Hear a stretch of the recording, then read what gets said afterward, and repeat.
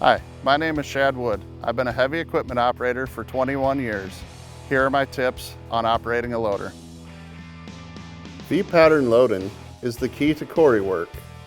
When working in the rock quarry, whether it's on the shot face or the loadout, always try to use a V-pattern loading method.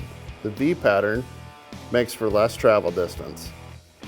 To create the V-pattern, the truck will need to be parked near the pile you are loading out of. The operator will load the bucket, back out, drive forward to the truck, back out to that same point, creating a V, which will become your pattern to continue loading. When loading trucks or working in the face, try to work off the points of piles for increased bucket fill. After loading the truck, when coming back to the pile, try to use the return to carry and return to dig features.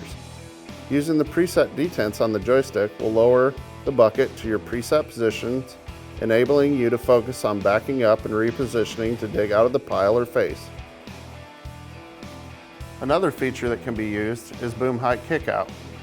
This is most often used for hopper or truck loading applications, or anywhere there might be height restrictions. This can also be set for different parameters for different applications. The Deere production class loaders can be outfitted with a scale. The scale is used to efficiently measure material leaving the quarry in trucks or for the material that is being loaded into the crusher, screening plant, or hoppers.